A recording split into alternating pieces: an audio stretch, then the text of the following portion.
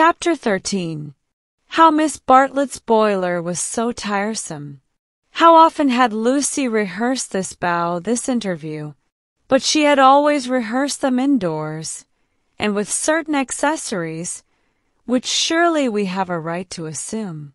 Who could foretell that she and George would meet in the rout of a civilization, amidst an army of coats and collars and boots that lay wounded over the sunlit earth? She had imagined a young Mr. Emerson, who might be shy or morbid or indifferent or furtively impudent. She was prepared for all of these, but she had never imagined one who would be happy and greet her with the shout of the morning star. Indoors herself, partaking of tea with old Mrs. Butterworth, she reflected that it is impossible to foretell the future with any degree of accuracy, that it is impossible to rehearse life. A fault in the scenery, a face in the audience, an eruption of the audience onto the stage, and all our carefully planned gestures mean nothing, or mean too much. I will bow, she had thought. I will not shake hands with him. That will be just the proper thing. She had bowed, but to whom? To gods, to heroes, to the nonsense of schoolgirls. She had bowed across the rubbish that cumbers the world. So ran her thoughts, while her faculties were busy with Cecil. It was another of those dreadful engagement calls. Mrs. Butterworth had wanted to see him, and he did not want to be seen. He did not want to hear about hydrangeas, why they change their color at the seaside. He did not want to join the C.O.S. When cross he was always elaborate, and made long, clever answers where yes or no would have done. Lucy soothed him and tinkered at the conversation in a way that promised well for their married peace. No one is perfect, and surely it is wiser to discover the imperfections before wedlock. Miss Bartlett, indeed, though not in word, had taught the girl that this our life contains nothing satisfactory.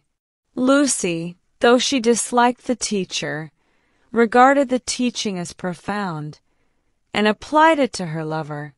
"Lucy," said her mother when they got home, "is anything the matter with Cecil?" The question was ominous. Up till now Mrs. Honeychurch had behaved with charity and restraint. "No, I don't think so, Mother. Cecil's all right. Perhaps he's tired." Lucy compromised. Perhaps Cecil was a little tired. Because otherwise... She pulled out her bonnet pins with gathering displeasure. "Because otherwise I cannot account for him." "I do think Mrs. Butterworth is rather tiresome, if you mean that." "Cecil has told you to think so. You were devoted to her as a little girl, and nothing will describe her goodness to you through the typhoid fever. No, it is just the same thing everywhere. Let me just put your bonnet away, may I?" Surely he could answer her civilly for 1/2 hour. "Cecil has a very high standard for people," faltered Lucy, seeing trouble ahead. "It's part of his ideals. It is really that makes him sometimes seem—" "Oh, rubbish! If high ideals make a young man rude, the sooner he gets rid of them the better," said Mrs. Honeychurch, handing her the bonnet. "Now, Mother, I've seen you cross with Mrs. Butterworth yourself. Not in that way. At times I could wring her neck, but not in that way. No, it is the same with Cecil all over. By the by, I never told you. I had a letter from Charlotte while I was away in London." This attempt to divert the conversation was too puerile, and Mrs. Honeychurch resented it. Since Cecil came back from London, nothing appears to please him. Whenever I speak he winces. I see him, Lucy. It is useless to contradict me. No doubt I am neither artistic nor literary nor intellectual nor musical, but I cannot help the drawing-room furniture. Your father bought it, and we must put up with it. Will Cecil kindly remember? I see what you mean, and certainly Cecil oughtn't to. But he does not mean to be uncivil, he once explained. It is the things that upset him. He is easily upset by ugly things. He is not uncivil to people. Is it a thing or a person when Freddie sings? You can't expect a really musical person to enjoy comic songs as we do. Then why didn't he leave the room? Why sit wriggling and sneering and spoiling everyone's pleasure? We mustn't be unjust to people, faltered Lucy. Something had enfeebled her, and the case for Cecil, which she had mastered so perfectly in London, would not come forth in an effective form. The two civilizations had clashed, Cecil hinted that they might, and she was dazzled and bewildered, as though the radiance that lies behind all civilization had blinded her eyes. Good taste and bad taste were only catchwords, garments of diverse cut, and music itself dissolved to a whisper through pine trees, where the song is not distinguishable from the comic song. She remained in much embarrassment, while Mrs. Honeychurch changed her frock for dinner, and every now and then she said a word and made things no better. There was no concealing the fact. Cecil had meant to be supercilious, and he had succeeded. And Lucy, she knew not why, wished that the trouble could have come at any other time. Go and dress, dear, you'll be late. All right, mother. Don't say all right and stop. Go. She obeyed, but loitered disconsolately at the landing window. It faced north, so there was little view and no view of the sky. Now, as in the winter, the pine trees hung close to her eyes. One connected the landing window with depression. No definite problem menaced her, but she sighed to herself. Oh dear, what shall I do? What shall I do? It seemed to her that everyone else was behaving very badly, and she ought not to have mentioned Miss Bartlett's letter. She must be more careful. Her mother was rather inquisitive and might have asked what it was about. Oh dear! What should she do? And then Freddie came bounding upstairs and joined the ranks of the ill-behaved. I say, those are topping people. My dear baby, how tiresome you've been. You have no business to take them bathing in the sacred lake. It's much too public. It was all right for you, but most awkward for everyone else. Do be more careful. You forget the place is growing half suburban.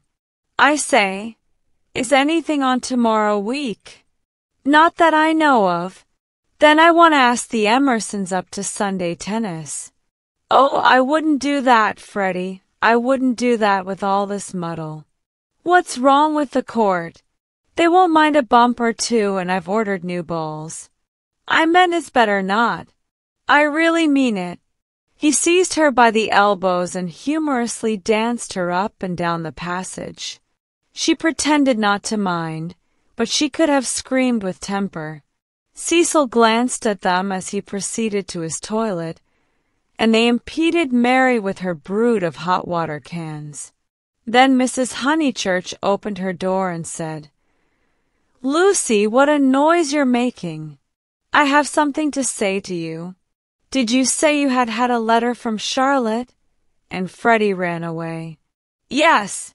I really can't stop. I must dress too. How's Charlotte? All right. Lucy! The unfortunate girl returned. You've a bad habit of hurrying away in the middle of one's sentences. Did Charlotte mention her boiler? Her what? Don't you remember that her boiler was to be had out in October, and her bath cistern cleaned out, and all kinds of terrible to-doings? I can't remember all Charlotte's worries, said Lucy bitterly. I shall have enough of my own. now that you are not pleased with Cecil." Mrs. Honeychurch might have flamed out. She did not. She said, "Come here, old lady, thank you for putting away my bonnet, kiss me." And though nothing is perfect, Lucy felt for the moment that her mother and Windy Corner and the Weald and the declining sun were perfect. So the grittiness went out of life. It generally did at Windy Corner. At the last minute, when the social machine was clogged hopelessly, one member or other of the family poured in a drop of oil. Cecil despised their methods, perhaps rightly. At all events, they were not his own. Dinner was at 7:30. Freddie gabbled the grace, and they drew up their heavy chairs and fell to. Fortunately, the men were hungry. Nothing untoward occurred until the pudding. Then Freddie said, "Lucy, what's Emerson like?" "I saw him in Florence," said Lucy, hoping that this would pass for a reply. "Is he the clever sort, or is he a decent chap? Ask Cecil. It is Cecil who brought him here." "He is the clever sort, like myself," said Cecil. Freddie looked at him doubtfully. "How well did you know them at the Berdolini?" asked Mrs. Honeychurch. "Oh, very slightly. I mean, Charlotte knew them even less than I did." "Oh, that reminds me, you never told me what Charlotte said in her letter." "One thing and another," said Lucy, wondering whether she would get through the meal without a lie. "Among other things, that an awful friend of hers had been bicycling through Summer Street, wondered if she'd come up and see us, and mercifully didn't." "Lucy, I do call the way you talk unkind." "She was a novelist," said Lucy craftily. The remark was a happy one, for nothing roused Mrs. Honeychurch so much as literature in the hands of females.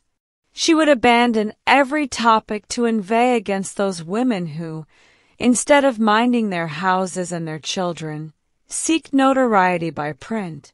Her attitude was, if books must be written, let them be written by men, and she developed it at great length, while Cecil yawned and Freddie played at this year, next year, now never, with his plumstones, and Lucy artfully fed the flames of her mother's wrath. But soon the conflagration died down, and the ghosts began to gather in the darkness. There were too many ghosts about. The original ghost, that touch of lips on her cheek, had surely been laid long ago.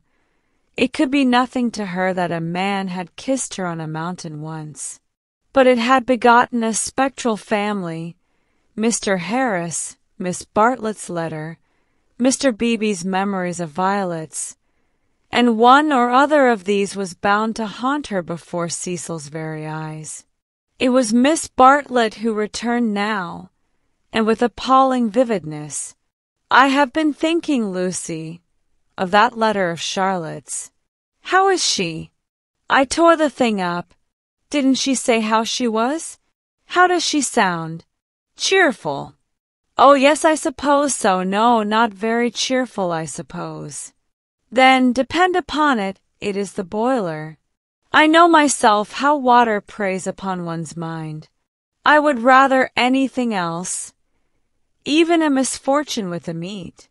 Cecil laid his hand over his eyes. "So would I," asserted Freddie, backing his mother up, backing up the spirit of her remark rather than the substance. "And I have been thinking," she added rather nervously, "surely we could squeeze Charlotte in here next week and give her a nice holiday while the plumbers at Tunbridge Wells finish. I have not seen poor Charlotte for so long."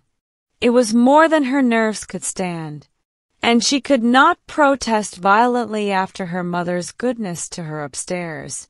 "Mother, no," she pleaded. "It's impossible. We can't have Charlotte on the top of the other things. We're squeezed to death as it is. Freddie's got a friend coming Tuesday, there's Cecil, and you've promised to take in Minnie Beebe because of the diphtheria scare. It simply can't be done. Nonsense. It can. If Minnie sleeps in the bath. Not otherwise. Minnie can sleep with you. I won't have her. Then if you're so selfish, Mr. Floyd must share a room with Freddie.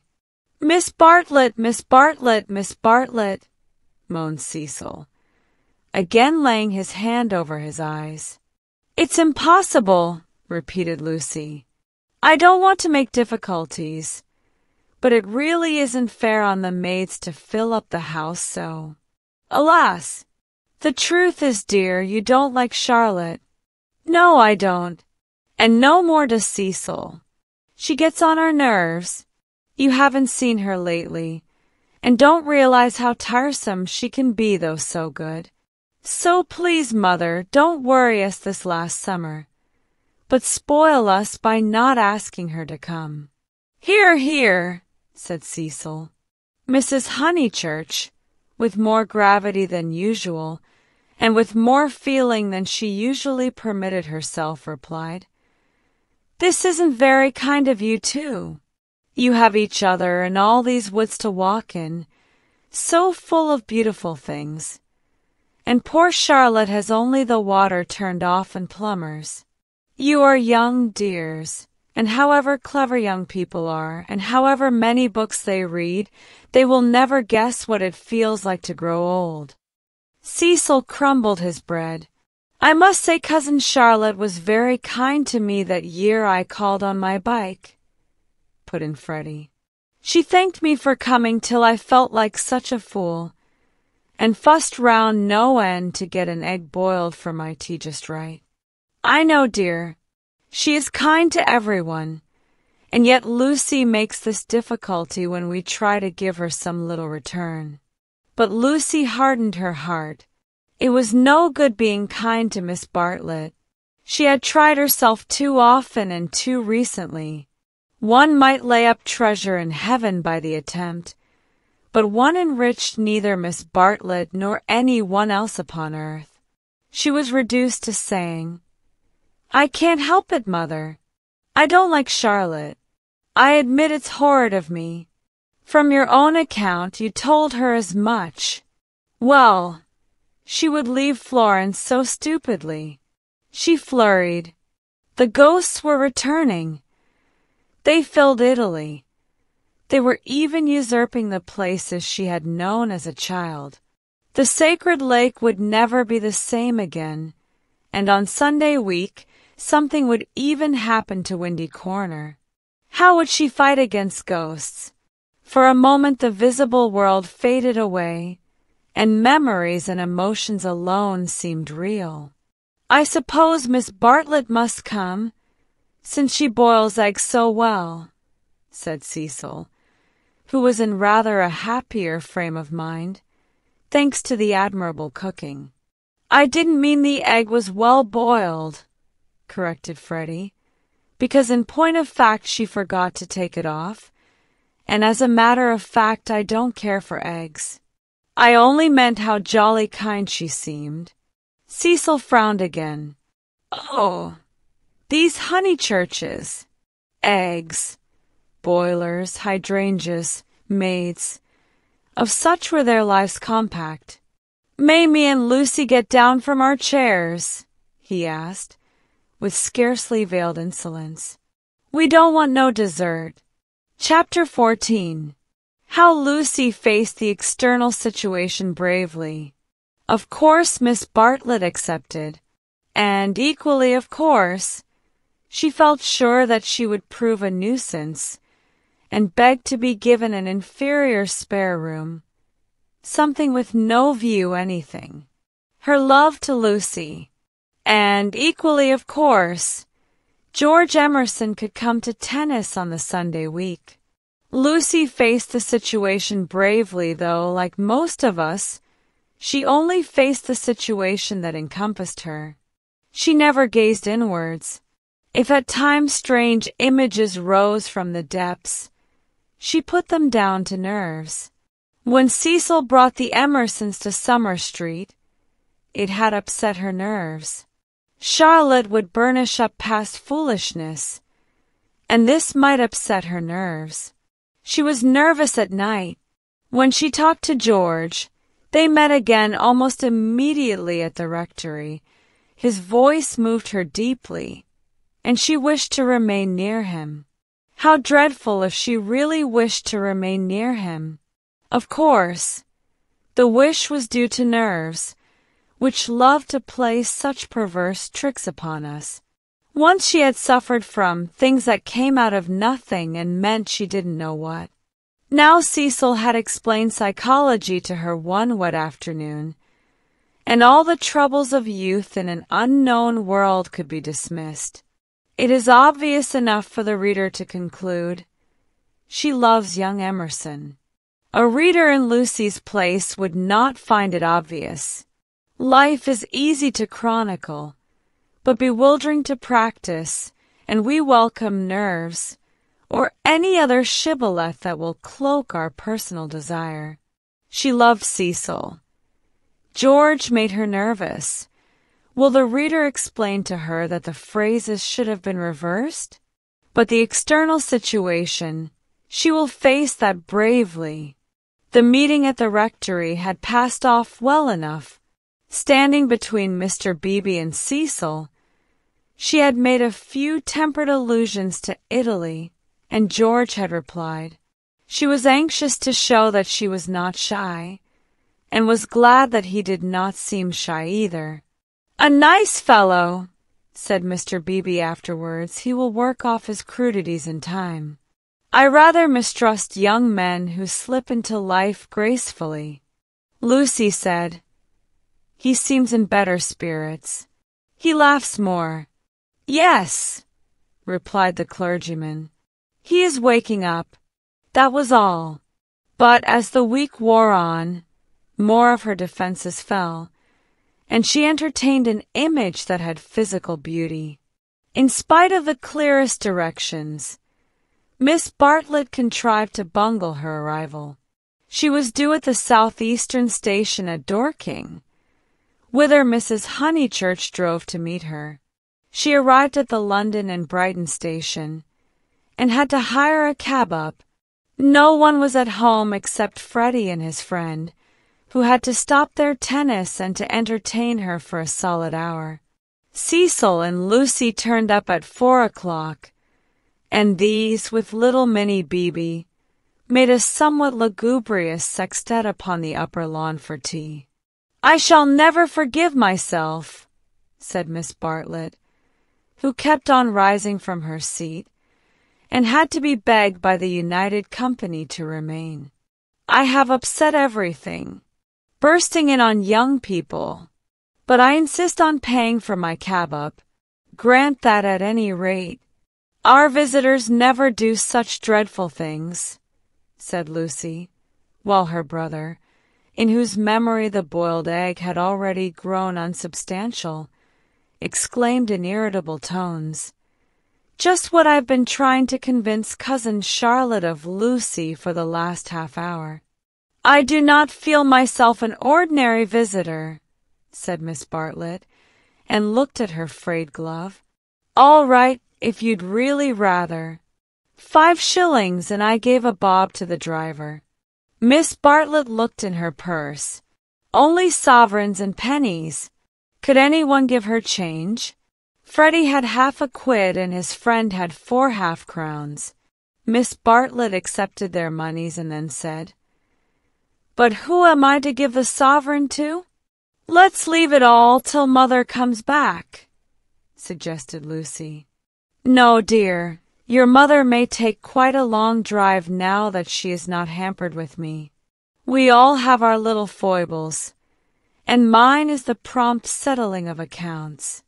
Here Freddie's friend, Mr. Floyd, made the one remark of his that need be quoted. He offered to toss Freddie for Miss Bartlett's quid. A solution seemed in sight, and even Cecil, who had been ostentatiously drinking his tea at the view, felt the eternal attraction of chance and turned round. But this did not do either. "Please, please, I know I am a sad spoilsport, but it would make me wretched. I should practically be robbing the one who lost. Freddie owes me 15 shillings, interposed Cecil. So it will work out right if you give the pound to me. 15 shillings, said Miss Bartlett dubiously. How is that, Mr. Vyse? Because, don't you see, Freddie paid your cab. Give me the pound, and we shall avoid this deplorable gambling.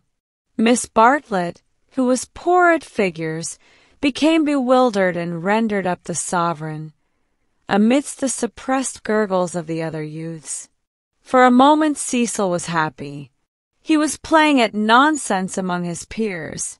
Then he glanced at Lucy, in whose face petty anxieties had marred the smiles. In January he would rescue his Leonardo from this stupefying twaddle. "But I don't see that," exclaimed Minnie Beebe, who had narrowly watched the iniquitous transaction. "I don't see why Mr. Vyse is to have the quid." "Because of the 15 shillings and the 5, they said solemnly. 15 shillings and 5 shillings make £1, you see. But I don't see. They tried to stifle her with cake. No, thank you. I'm done. I don't see why. Freddie, don't poke me. Miss Honeychurch, your brother's hurting me. Ow! What about Mr. Floyd's 10 shillings? Ow! No, I don't see, and I never shall see why Miss What's-her-name shouldn't pay that bob for the driver. I had forgotten the driver, said Miss Bartlett, reddening. Thank you, dear, for reminding me. A shilling, was it? Can anyone give me change for half a crown? I'll get it, said the young hostess, rising with decision. Cecil, give me that sovereign. No. Give me up that sovereign. I'll get Euphemia to change it, and we'll start the whole thing again from the beginning. Lucy, Lucy, what a nuisance I am, protested Miss Bartlett, and followed her across the lawn. Lucy tripped ahead, simulating hilarity. When they were out of earshot, Miss Bartlett stopped her wails and said quite briskly, Have you told him about him yet? No, I haven't, replied Lucy, and then could have bitten her tongue for understanding so quickly what her cousin meant. Let me see. A sovereign's worth of silver. She escaped into the kitchen. Miss Bartlett's sudden transitions were too uncanny. It sometimes seemed as if she planned every word she spoke or caused to be spoken, as if all this worry about cabs and change had been a ruse to surprise the soul. No, I haven't told Cecil or anyone, she remarked when she returned. I promised you I shouldn't. Here is your money, all shillings except 2 half-crowns. Would you count it? You can settle your debt nicely now. Miss Bartlett was in the drawing-room, gazing at the photograph of St. John ascending, which had been framed. How dreadful, she murmured. How more than dreadful, if Mr. Vyse should come to hear of it from some other source. Oh, no, Charlotte, said the girl, entering the battle. George Emerson is all right. And what other source is there? Miss Bartlett considered. For instance, the driver. I saw him looking through the bushes at you. Remember, he had a violet between his teeth. Lucy shuddered a little. We shall get the silly affair on our nerves if we aren't careful.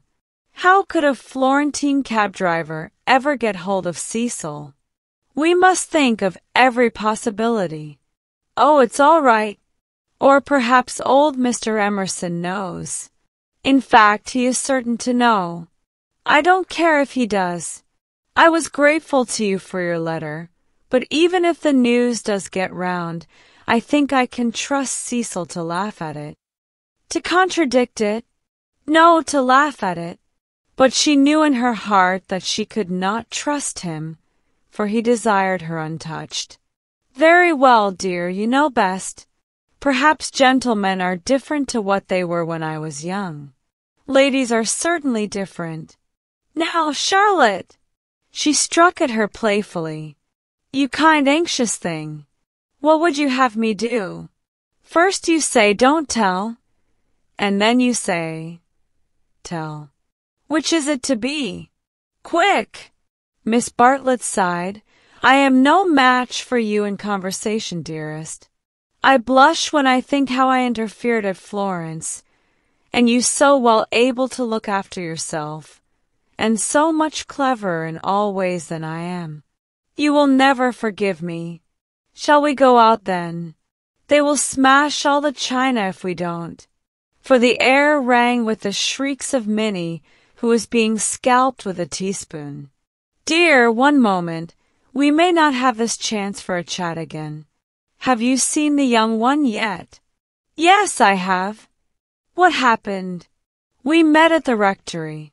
What line is he taking up? No line. He talked about Italy like any other person. It is really all right. What advantage would he get from being a cad? To put it bluntly, I do wish I could make you see it my way. He really won't be any nuisance, Charlotte. Once a cad, always a cad. That is my poor opinion. Lucy paused. Cecil said one day, and I thought it so profound, that there are two kinds of cads, the conscious and the subconscious. She paused again, to be sure of doing justice to Cecil's profundity. Through the window she saw Cecil himself, turning over the pages of a novel. It was a new one from Smith's library. Her mother must have returned from the station. Once a cad, always a cad, droned Miss Bartlett. What I mean by subconscious is that Emerson lost his head. I fell into all those violets, and he was silly and surprised. I don't think we ought to blame him very much. It makes such a difference when you see a person with beautiful things behind him unexpectedly. It really does. It makes an enormous difference, and he lost his head. He doesn't admire me, or any of that nonsense, one straw. Freddie rather likes him, and has asked him up here on Sunday, so you can judge for yourself. He has improved. He doesn't always look as if he's going to burst into tears. He is a clerk in the general manager's office at one of the big railways, not a porter, and runs down to his father for weekends.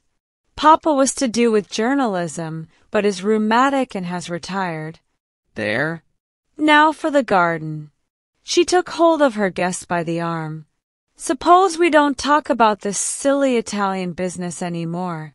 We want you to have a nice, restful visit at Windy Corner, with no worrying.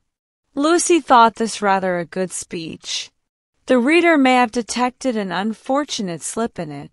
Whether Miss Bartlett detected the slip one cannot say, for it is impossible to penetrate into the minds of elderly people. She might have spoken further, but they were interrupted by the entrance of her hostess. Explanations took place, and in the midst of them Lucy escaped, the images throbbing a little more vividly in her brain. Chapter 15. The Disaster Within. The Sunday after Miss Bartlett's arrival was a glorious day, like most of the days of that year. In the Weald, autumn approached, breaking up the green monotony of summer, touching the parks with the gray bloom of mist, the beech trees with russet, the oak trees with gold. Up on the heights, battalions of black pines witnessed the change, themselves unchangeable. Either country was spanned by a cloudless sky, and in either arose the tinkle of church bells. The garden of Windy Corners was deserted except for a red book, which lay sunning itself upon the gravel path. From the house came incoherent sounds, as of females preparing for worship. The men say they won't go. Well, I don't blame them, Minnie says. Need she go? Tell her no nonsense. N. Mary. Hook me behind. Dearest Lucia, may I trespass upon you for a pin? For Miss Bartlett had announced that she at all events was one for church. The sun rose higher on its journey, guided, not by Phaeton, but by Apollo competent, unswerving, divine. Its rays fell on the ladies whenever they advanced towards the bedroom windows. On Mr. Beebe down at Summer Street as he smiled over a letter from Miss Catherine Allen. On George Emerson cleaning his father's boots. And lastly, to complete the catalogue of memorable things, on the red book mentioned previously. The ladies move, Mr. Beebe moves, George moves, and movement may engender shadow. But this book lies motionless, to be caressed all the morning by the sun, and to raise its cover slightly, as though acknowledging the caress. Presently Lucy steps out of the drawing-room window. Her new cerise dress has been a failure, and makes her look tawdry and wan. At her throat is a garnet brooch, on her finger a ring set with rubies, an engagement ring. Her eyes are bent to the Weald. She frowns a little, not in anger, but as a brave child frowns when he is trying not to cry. In all that expanse no human eye is looking at her, and she may frown unrebuked and measure the spaces that yet survive between Apollo and the western hills. Lucy! Lucy! What's that book? Who's been taking a book out of the shelf and leaving it about to spoil? It's only the library book that Cecil's been reading. But pick it up, and don't stand idling there like a flamingo. Lucy picked up the book and glanced at the title listlessly, under a loggia.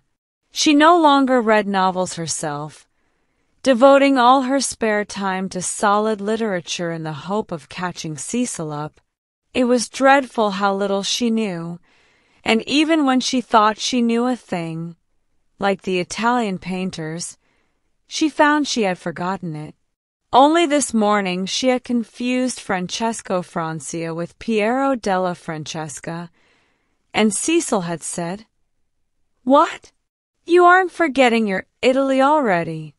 And this too had lent anxiety to her eyes when she saluted the dear view and the dear garden in the foreground, and above them, scarcely conceivable elsewhere, the dear sun. "Lucy, have you a sixpence for Minnie and a shilling for yourself?" She hastened in to her mother, who was rapidly working herself into a Sunday fluster. "It's a special collection.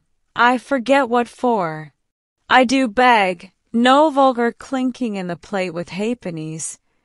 See that Minnie has a nice, bright sixpence. Where is the child? Minnie, that book's all warped. Gracious, how plain you look. Put it under the atlas to press. Minnie!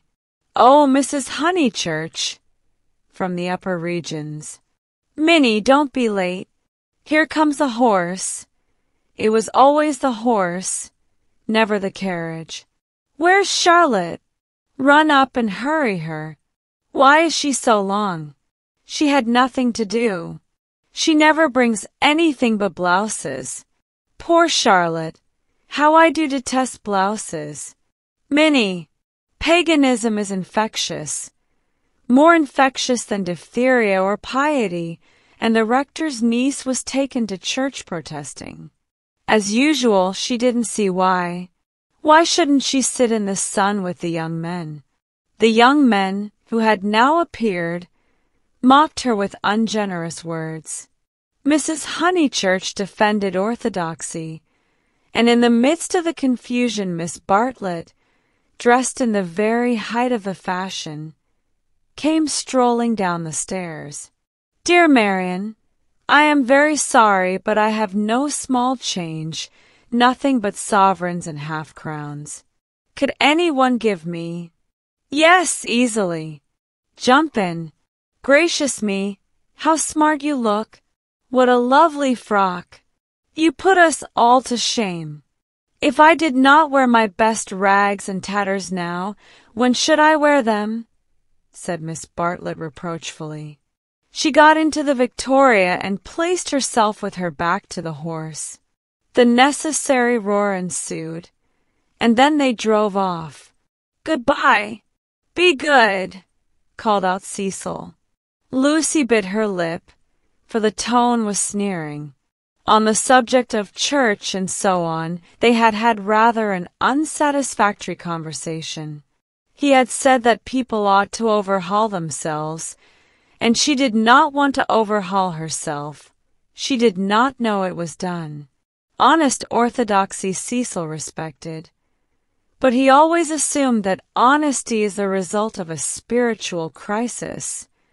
He could not imagine it as a natural birthright that might grow heavenward like flowers. All that he said on this subject pained her, though he exuded tolerance from every pore. Somehow the Emersons were different. She saw the Emersons after church. There was a line of carriages down the road, and the Honeychurch vehicle happened to be opposite Sissy Villa. To save time, they walked over the green to it, and found father and son smoking in the garden. "Introduce me," said her mother. "Unless the young man considers that he knows me already." He probably did, but Lucy ignored the sacred lake and introduced them formally. Old Mr. Emerson claimed her with much warmth, and said how glad he was that she was going to be married. She said yes, she was glad too. And then, as Miss Bartlett and Minnie were lingering behind with Mr. Beebe, she turned the conversation to a less disturbing topic, and asked him how he liked his new house. "Very much," he replied, but there was a note of offense in his voice. She had never known him offended before. He added, "We find, though, that the Miss Allens were coming, and that we have turned them out. Women mind such a thing. I am very much upset about it. I believe that there was some misunderstanding," said Mrs. Honeychurch uneasily. "Our landlord was told that we should be a different type of person," said George, who seemed disposed to carry the matter further. "He thought we should be artistic. He is disappointed, and I wonder whether we ought to write to the Miss Allens and offer to give it up. What do you think?" He appealed to Lucy. "Oh, stop now you have come," said Lucy lightly. She must avoid censuring Cecil, for it was on Cecil that the little episode turned, though his name was never mentioned. "So George says, he says that the Miss Allens must go to the wall. Yet it does seem so unkind." "There is only a certain amount of kindness in the world," said George, watching the sunlight flash on the panels of the passing carriages. "Yes," exclaimed Mrs. Honeychurch. "That's exactly what I say. Why all this twiddling and twaddling over two Miss Allens?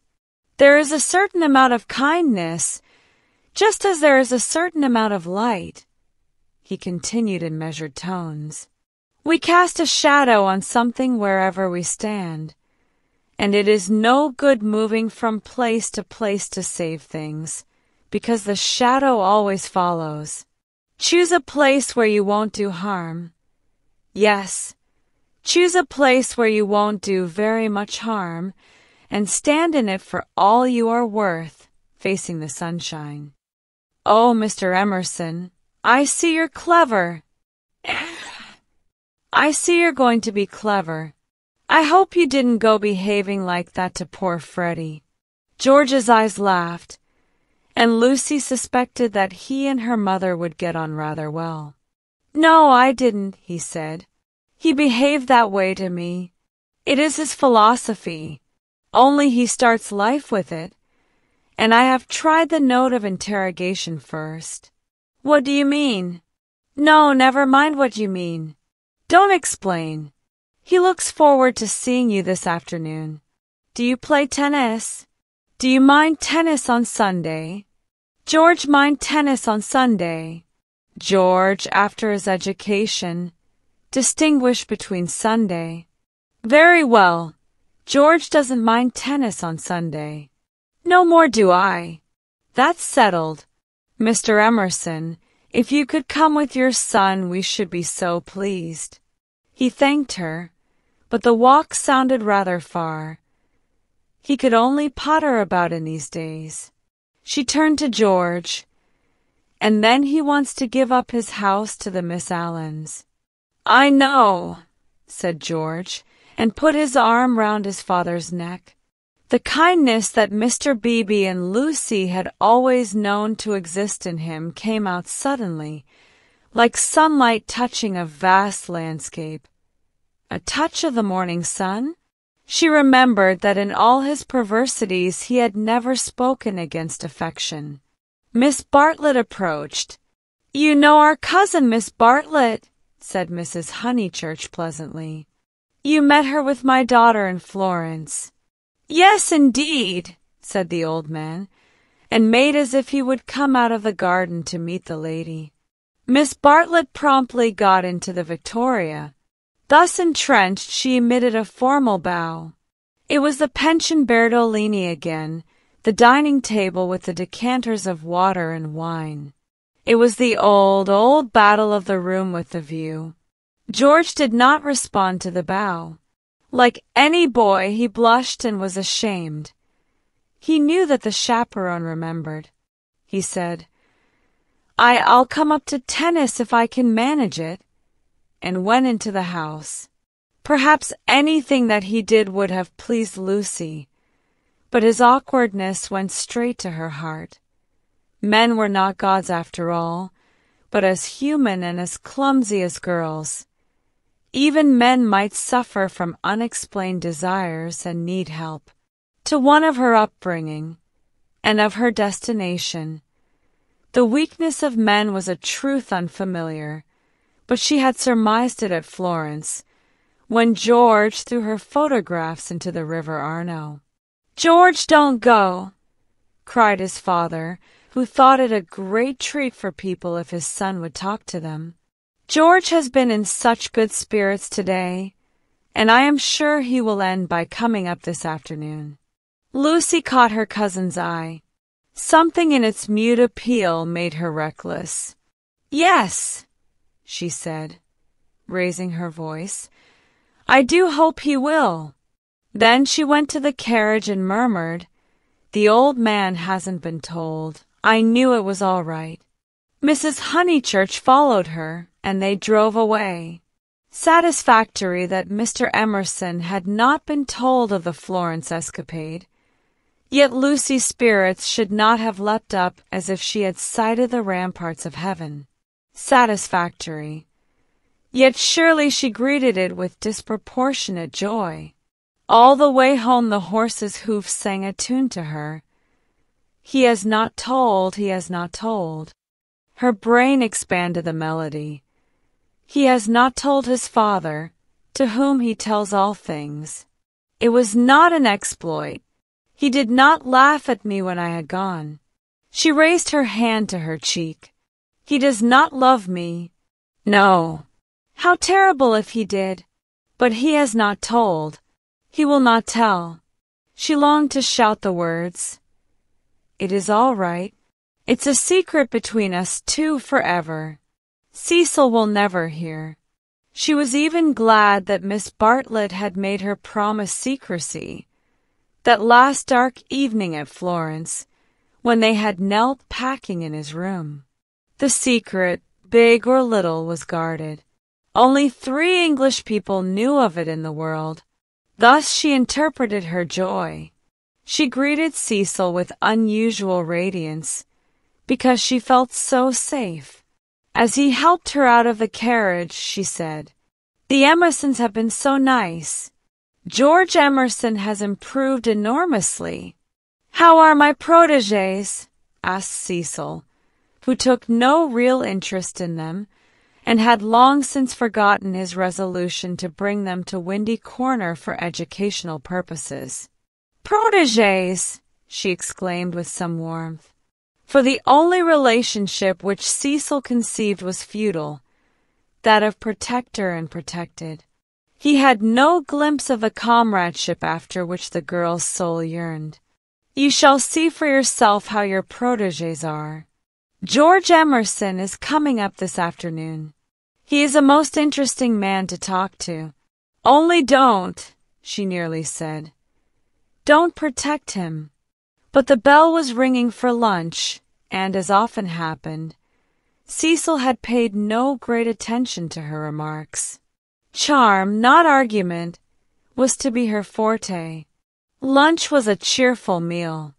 Generally, Lucy was depressed at meals. Someone had to be soothed. Either Cecil or Miss Bartlett, or a being not visible to the mortal eye, a being who whispered to her soul, "It will not last, this cheerfulness. In January you must go to London to entertain the grandchildren of celebrated men." But today she felt she had received a guarantee. Her mother would always sit there, her brother here. The sun, though it had moved a little since the morning, would never be hidden behind the western hills. After luncheon they asked her to play. She had seen Gluck's Armide that year, and played from memory the music of the enchanted garden, the music to which Renaud approaches, beneath the light of an eternal dawn, the music that never gains, never wanes, but ripples forever like the tideless seas of fairyland. Such music is not for the piano, and her audience began to get restive, and Cecil, sharing the discontent, called out, "Now play us the other garden, the one in Parsifal." She closed the instrument. "Not very dutiful," said her mother's voice. Fearing that she had offended Cecil, she turned quickly round. There George was. He had crept in without interrupting her. "Oh, I had no idea," she exclaimed, getting very red. And then, without a word of greeting, she reopened the piano.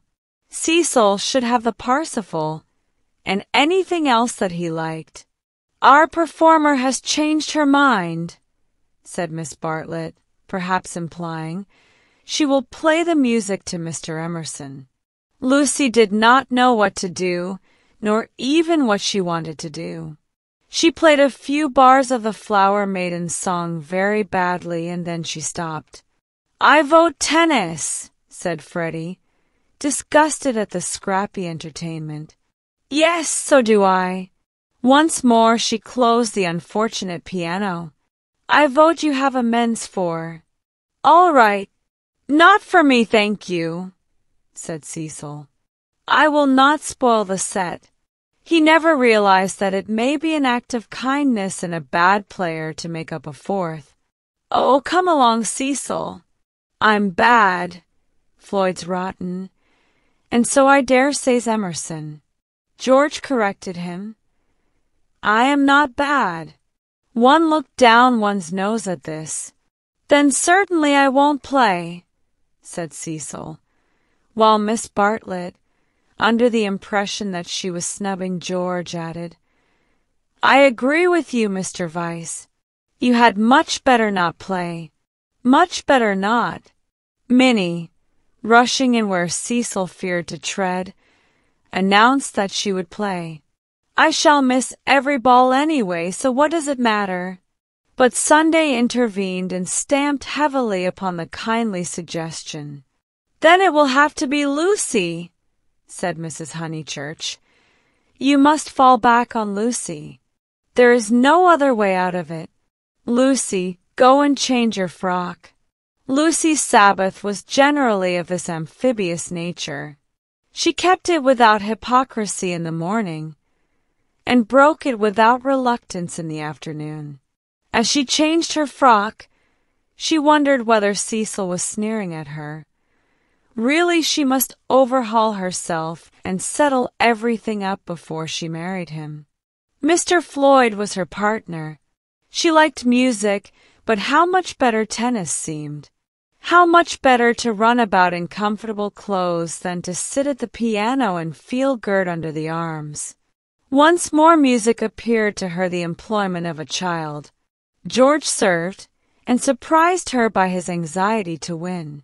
She remembered how he had sighed among the tombs at Santa Croce because things wouldn't fit.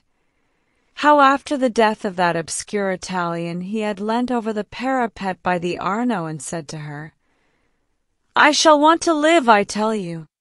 He wanted to live now, to win at tennis, to stand for all he was worth in the sun which had begun to decline and was shining in her eyes, and he did win. Ah, how beautiful the Weald looked! The hills stood out above its radiance, as Fiesole stands above the Tuscan plain, and the South Downs, if one chose, were the mountains of Carrara. She might be forgetting her Italy, but she was noticing more things in her England. One could play a new game with the view, and try to find in its innumerable folds some town or village that would do for Florence. Ah, how beautiful the Weald looked! But now Cecil claimed her. He chanced to be in a lucid critical mood, and would not sympathize with exultation. He had been rather a nuisance all through the tennis, for the novel that he was reading was so bad that he was obliged to read it aloud to others. He would stroll round the precincts of a court and call out, "I say, listen to this, Lucy. 3 split infinitives." "Dreadful," said Lucy, and missed her stroke. When they had finished their set, he still went on reading. There was some murder scene, and really everyone must listen to it. Freddie and Mr. Floyd were obliged to hunt for a lost ball in the laurels, but the other 2 acquiesced. The scene is laid in Florence. "What fun, Cecil! Read away. Come, Mr. Emerson, sit down after all your energy." She had forgiven George, as she put it, and she made a point of being pleasant to him.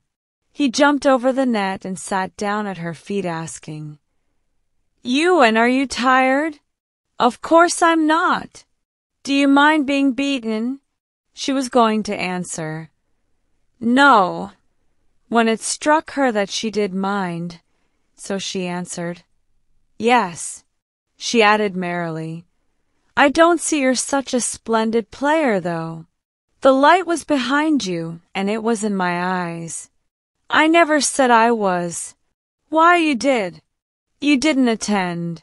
You said, 'Oh, don't go in for accuracy at this house.' We all exaggerate, and we get very angry with people who don't." "The scene is laid in Florence," repeated Cecil with an upward note. Lucy recollected herself.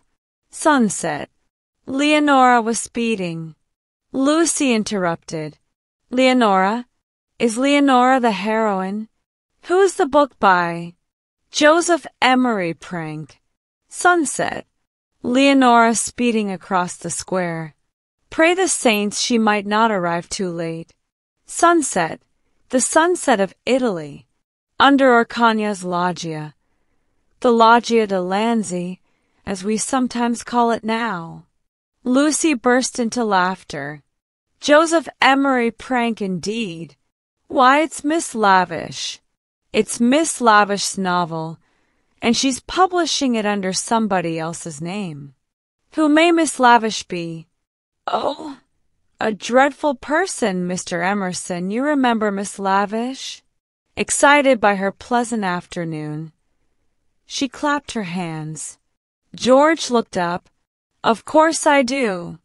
I saw her the day I arrived at Summer Street. It was she who told me that you lived here. Weren't you pleased?" She meant to see Miss Lavish, but when he bent down to the grass without replying, it struck her that she could mean something else. She watched his head, which was almost resting against her knee, and she thought that the ears were reddening. "No wonder the novel's bad," she added. "I never liked Miss Lavish. but I suppose one ought to read it as one's met her." "All modern books are bad," said Cecil, who was annoyed at her inattention, and vented his annoyance on literature. "Everyone writes for money in these days." "Oh, Cecil, it is so. I will inflict Joseph Emery prank on you no longer." Cecil, this afternoon, seemed such a twittering sparrow. The ups and downs in his voice were noticeable, but they did not affect her. She had dwelt amongst melody and movement, and her nerves refused to answer to the clang of his. Leaving him to be annoyed, she gazed at the black head again. She did not want to stroke it, but she saw herself wanting to stroke it. The sensation was curious. "How do you like this view of ours, Mr. Emerson?" "I never notice much difference in views." "What do you mean?" "Because they're all alike. Because all that matters in them is distance and air." "Hum," said Cecil, uncertain whether the remark was striking or not. "My father," he looked up at her, and he was a little flushed, "says that there is only one perfect view, the view of the sky straight over our heads, and that all these views on earth are but bungled copies of it." "I expect your father has been reading Dante," said Cecil, fingering the novel, which alone permitted him to lead the conversation. "He told us another day that views are really crowds, crowds of trees and houses and hills, and are bound to resemble each other like human crowds, and that the power they have over us is sometimes supernatural for the same reason." Lucy's lips parted. For a crowd is more than the people who make it up. Something gets added to it. No one knows how, just as something has got added to those hills. He pointed with his racket to the South Downs. "What a splendid idea," she murmured. "I shall enjoy hearing your father talk again. I'm so sorry he's not so well." "No, he isn't well. There's an absurd account of a view in this book," said Cecil. "Also that men fall into two classes, those who forget views and those who remember them, even in small rooms. Mr. Emerson, have you any brothers or sisters?" "None." "Why? You spoke of U.S." "My mother, I was meaning." Cecil closed the novel with a bang. "Oh, Cecil, how you made me jump. I will inflict Joseph Emery prank on you no longer. I can just remember us all three going into the country for the day and seeing as far as Hindhead. It is the first thing that I remember." Cecil got up. The man was ill-bred. He hadn't put on his coat after tennis, he didn't do. He would have strolled away if Lucy had not stopped him. "Cecil, do read the thing about the view." "Not while Mr. Emerson is here to entertain us." "No, read away. I think nothing's funnier than to hear silly things read out loud. If Mr. Emerson thinks us frivolous, he can go." This struck Cecil as subtle, and pleased him. It put their visitor in the position of a prig. Somewhat mollified, he sat down again. "Mr. Emerson, go and find tennis balls." She opened the book. Cecil must have his reading and anything else that he liked. But her attention wandered to George's mother, who, according to Mr. Eager, had been murdered in the sight of God, and, according to her son, had seen as far as Hindhead. "Am I really to go?" asked George. "No, of course not really," she answered. "Chapter 2, said Cecil, yawning. "Find me Chapter 2 if it isn't bothering you." Chapter 2 was found, and she glanced at its opening sentences. She thought she had gone mad. "Here, hand me the book," she heard her voice saying. "It isn't worth reading. It's too silly to read. I never saw such rubbish. It oughtn't to be allowed to be printed." He took the book from her. "Leonora," he read. sat pensive and alone. Before her lay the rich champaign of Tuscany, dotted over with many a smiling village. The season was spring. Miss Lavish knew, somehow, and had printed the past in draggled prose, for Cecil to read and for George to hear. A golden haze, he read. Afar off the towers of Florence, while the bank on which she sat was carpeted with violets, all unobserved Antonio stole up behind her. Lest Cecil should see her face, she turned to George and saw his face. He read. There came from his lips no wordy protestation such as formal lovers use. No eloquence was his, nor did he suffer from the lack of it. He simply enfolded her in his manly arms. "This isn't the passage I wanted," he informed them. "There is another much funnier further on." He turned over the leaves. "Should we go into tea?" said Lucy, whose voice remained steady. She led the way up the garden, Cecil following her, George last.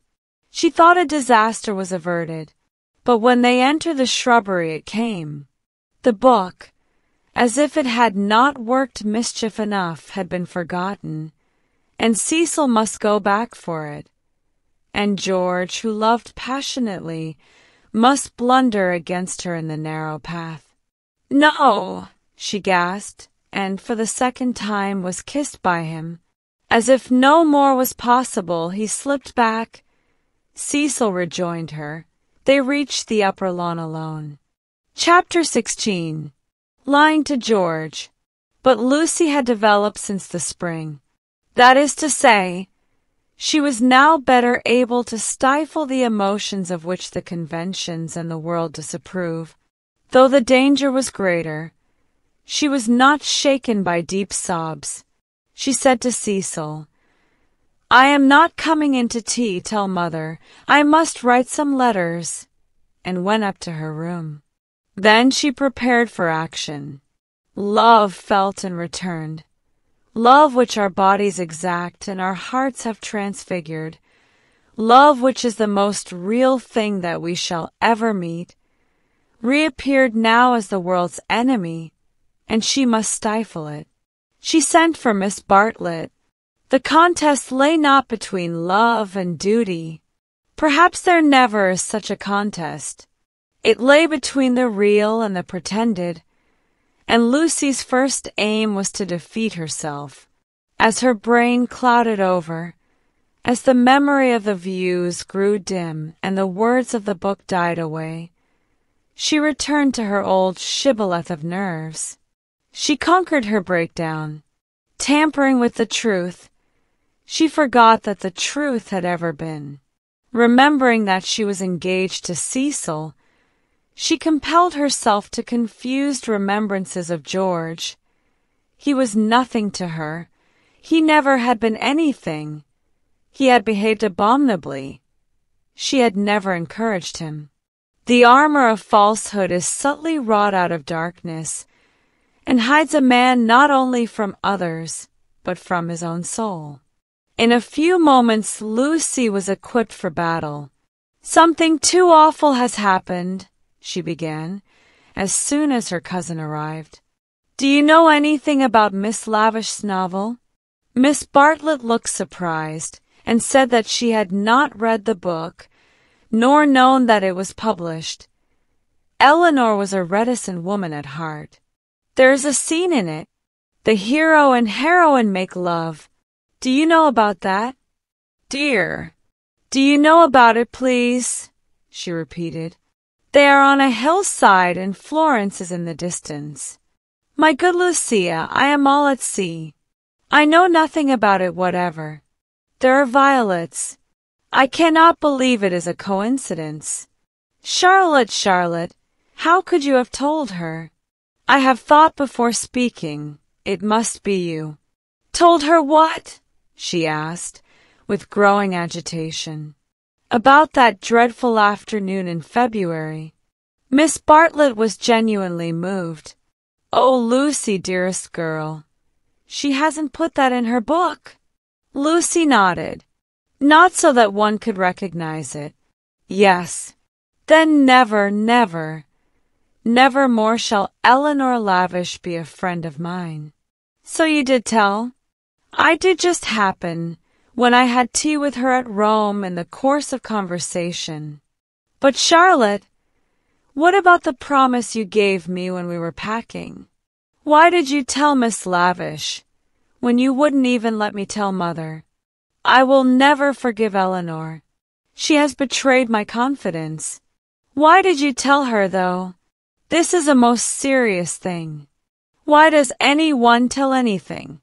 The question is eternal, and it was not surprising that Miss Bartlett should only sigh faintly in response. She had done wrong. She admitted it. She only hoped that she had not done harm. She had told Eleanor in the strictest confidence. Lucy stamped with irritation. Cecil happened to read out the passage aloud to me and to Mr. Emerson. It upset Mr. Emerson, and he insulted me again. Behind Cecil's back. Ugh! Is it possible that men are such brutes? Behind Cecil's back as we were walking up the garden. Miss Bartlett burst into self-accusations and regrets.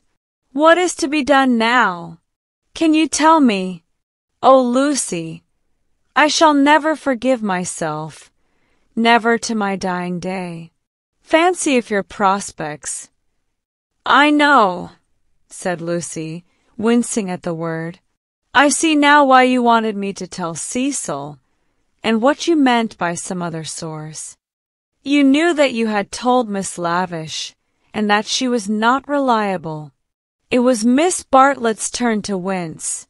However, said the girl, despising her cousin's shiftiness, what's done's done. You have put me in a most awkward position. How am I to get out of it? Miss Bartlett could not think. The days of her energy were over.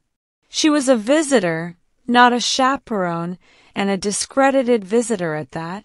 She stood with clasped hands while the girl worked herself into the necessary rage. He must. That man must have such a setting down that he won't forget. And who's to give it him? I can't tell Mother now, owing to you. Nor Cecil, Charlotte, owing to you. I am caught up every way. I think I shall go mad. I have no one to help me. That's why I've sent for you.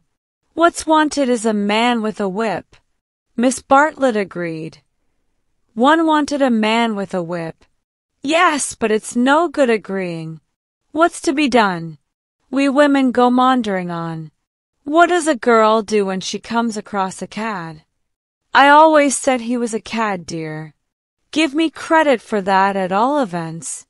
From the very first moment, when he said his father was having a bath. Oh, bother the credit and who's been right or wrong.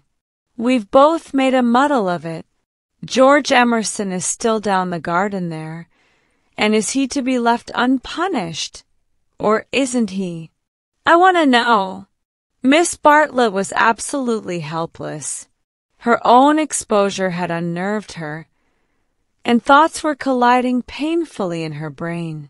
She moved feebly to the window, and tried to detect the cad's white flannels among the laurels. You were ready enough at the Bertolini when you rushed me off to Rome. Can't you speak again to him now? Willingly would I move heaven and earth. I want something more definite, said Lucy contemptuously. Will you speak to him? It is the least you can do, surely, considering it all happened because you broke your word. Never again shall Eleanor Lavish be a friend of mine. Really, Charlotte was outdoing herself. Yes or no, please. Yes or no. It is the kind of thing that only a gentleman can settle. George Emerson was coming up the garden with a tennis ball in his hand. Very well, said Lucy, with an angry gesture. No one will help me. I will speak to him myself. And immediately she realized that this was what her cousin had intended all along. "Hello, Emerson," called Freddie from below. "Found the lost ball? Good man. Want any tea?" And there was an eruption from the house onto the terrace. "Oh, Lucy, but that is brave of you. I admire you."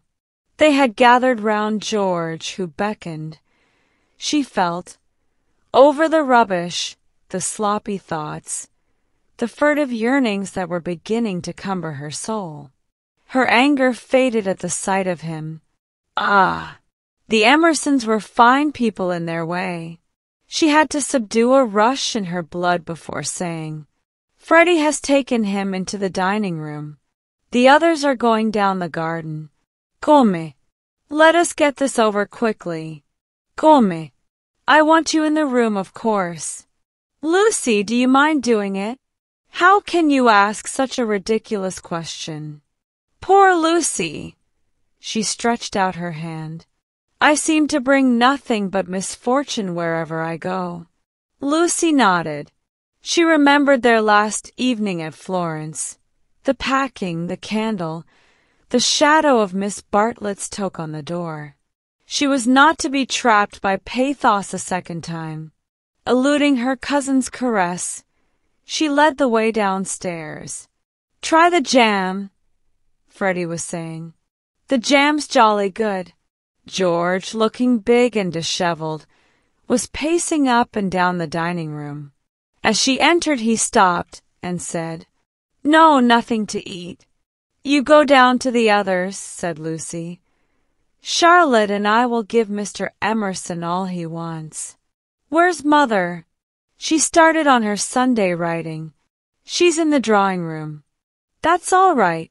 You go away." He went off singing. Lucy sat down at the table. Miss Bartlett, who was thoroughly frightened, took up a book and pretended to read. She would not be drawn into an elaborate speech.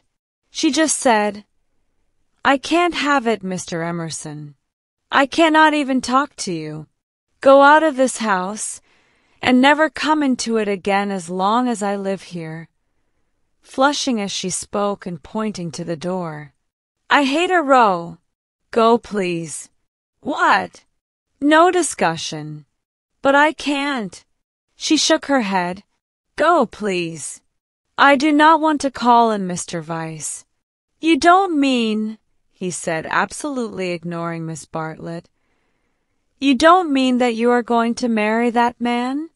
The line was unexpected. She shrugged her shoulders, as if his vulgarity wearied her. "You are merely ridiculous," she said quietly. Then his words rose gravely over hers. "You cannot live with Vyse. He's only for an acquaintance. He is for society and cultivated talk. He should know no one intimately, least of all a woman." It was a new light on Cecil's character. "Have you ever talked to Vyse without feeling tired?" "I can scarcely discuss." "No, but have you ever?" "He is the sort who are all right so long as they keep to things, books, pictures, but kill when they come to people. That's why I'll speak out through all this muddle even now.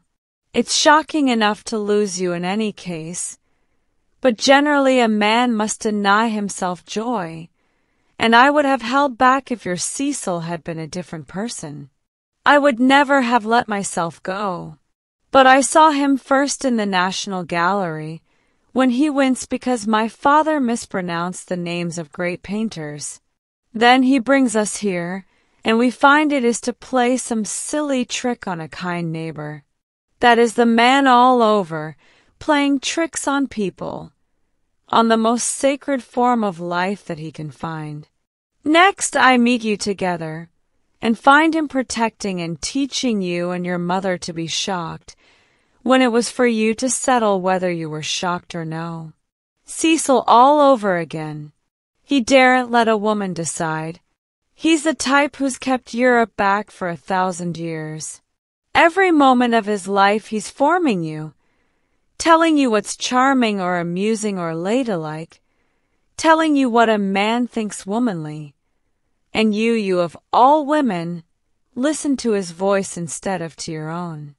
So it was at the rectory when I met you both again. So it has been the whole of this afternoon. Therefore, not therefore I kissed you, because the book made me do that, and I wish to goodness I had more self-control. I'm not ashamed. I don't apologize. But it has frightened you, and you may not have noticed that I love you. Or would you have told me to go, and dealt with a tremendous thing so lightly? But therefore I settled to fight him. Lucy thought of a very good remark. You say Mr. Vyse wants me to listen to him, Mr. Emerson. Pardon me for suggesting that you have caught the habit. And he took the shoddy reproof and touched it into immortality. He said, Yes, I have, and sank down as if suddenly weary. I'm the same kind of brute at bottom. This desire to govern a woman, it lies very deep, and men and women must fight it together before they shall enter the garden. But I do love you surely in a better way than he does. He thought, Yes, really in a better way. I want you to have your own thoughts even when I hold you in my arms. He stretched them towards her. Lucy, be quick. There's no time for us to talk now. Come to me as you came in the spring, and afterwards I will be gentle and explain. I have cared for you since that man died. I cannot live without you. No good, I thought. She is marrying someone else. But I meet you again when all the world is glorious water and sun. As you came through the wood I saw that nothing else mattered. I called. I wanted to live and have my chance of joy.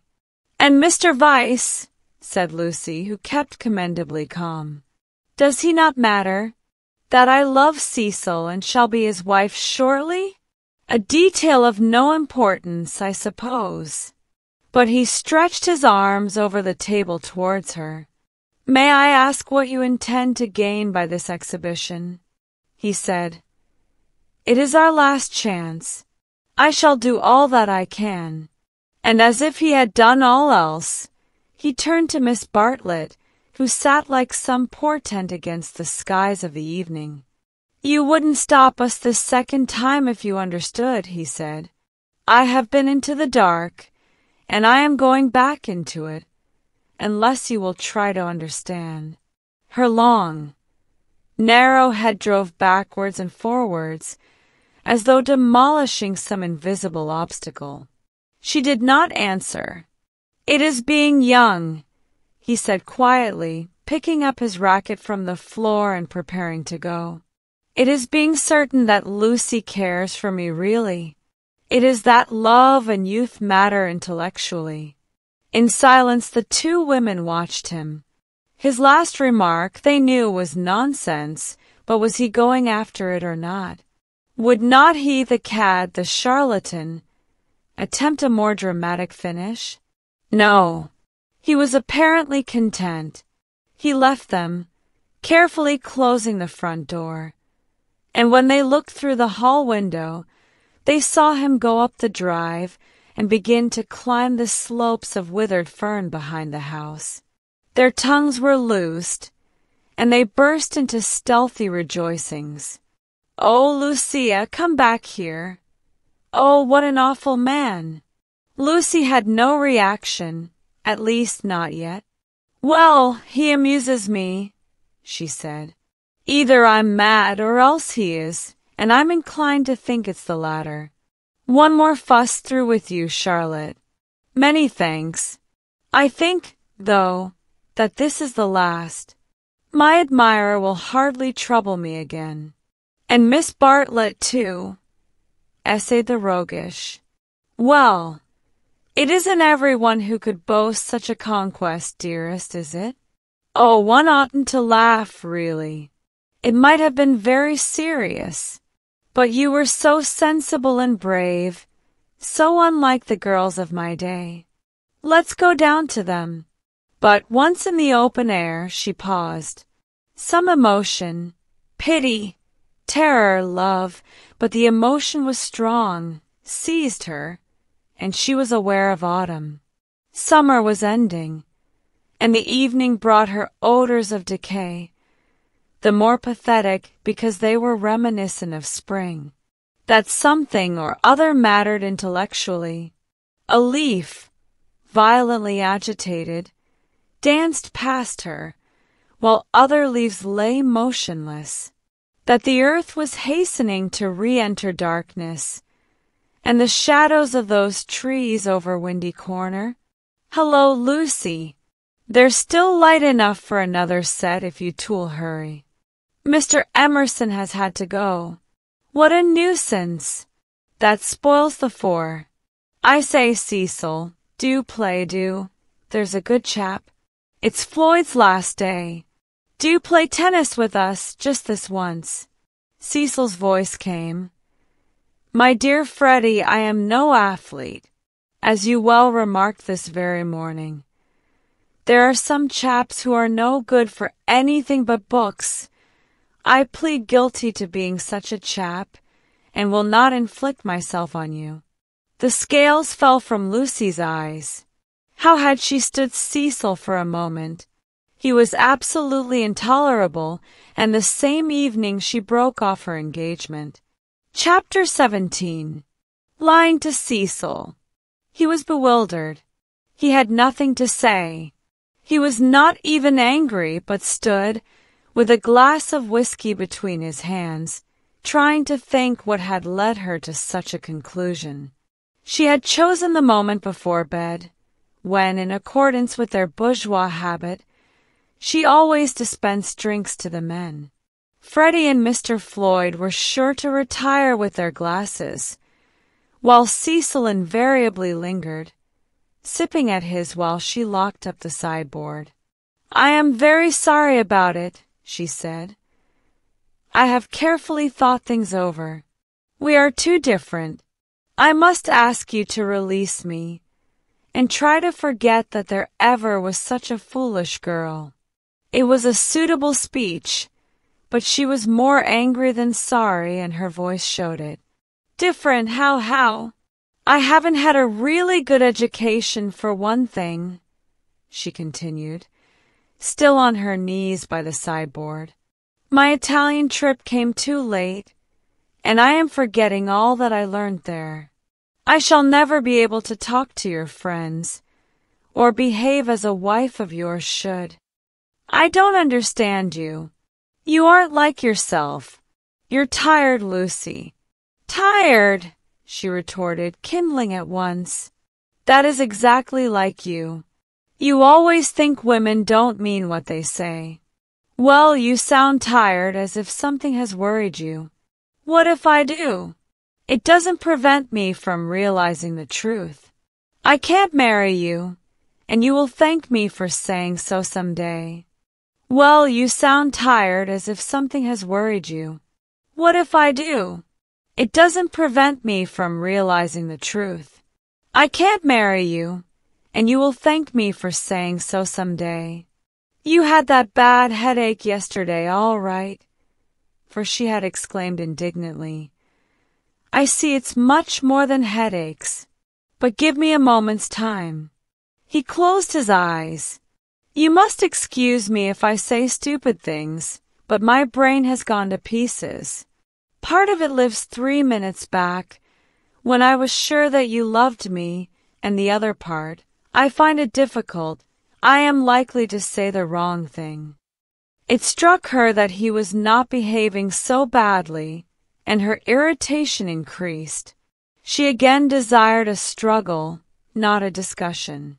To bring on the crisis, she said, there are days when one sees clearly, and this is one of them. Things must come to a breaking point sometime, and it happens to be today. If you want to know, quite a little thing decided me to speak to you when you wouldn't play tennis with Freddie. I never do play tennis, said Cecil, painfully bewildered. I never could play. I don't understand a word you say. You can play well enough to make up a 4. I thought it abominably selfish of you. No, I can't well. Never mind the tennis. Why couldn't you? Couldn't you have warned me if you felt anything wrong? You talked of our wedding at lunch. At least you let me talk. I knew you wouldn't understand, said Lucy quite crossly. I might have known there would have been these dreadful explanations. Of course, it isn't the tennis. That was only the last straw to all I have been feeling for weeks. Surely it was better not to speak until I felt certain. She developed this position. Often before I have wondered if I was fitted for your wife, for instance in London. And are you fitted to be my husband? I don't think so. You don't like Freddie nor my mother. There was always a lot against our engagement, Cecil. But all our relations seemed pleased, and we met so often. And it was no good mentioning it until all things came to a point. They have today. I see clearly. I must speak. That's all. I cannot think you were right, said Cecil gently. I cannot tell why, but though all that you say sounds true, I feel that you are not treating me fairly. It's all too horrible. What's the good of a scene? No good, but surely I have a right to hear a little more. He put down his glass and opened the window. From where she knelt, jangling her keys, she could see a slit of darkness, and peering into it, as if it would tell him that little more, his long, thoughtful face. Don't open the window, and you'd better draw the curtain too. Freddie or any one might be outside. He obeyed. I really think we had better go to bed, if you don't mind. I shall only say things that will make me unhappy afterwards. As you say, it is all too horrible, and it is no good talking. But to Cecil, now that he was about to lose her, she seemed each moment more desirable. He looked at her, instead of through her, for the first time since they were engaged. From a Leonardo she had become a living woman, with mysteries and forces of her own, with qualities that even eluded art. His brain recovered from the shock, and in a burst of genuine devotion he cried, "But I love you, and I did think you loved me." "I did not," she said. "I thought I did at first. I am sorry, and ought to have refused you this last time too." He began to walk up and down the room, and she grew more and more vexed at his dignified behavior. She had counted on his being petty. It would have made things easier for her. By a cruel irony, she was drawing out all that was finest in his disposition. "You don't love me, evidently.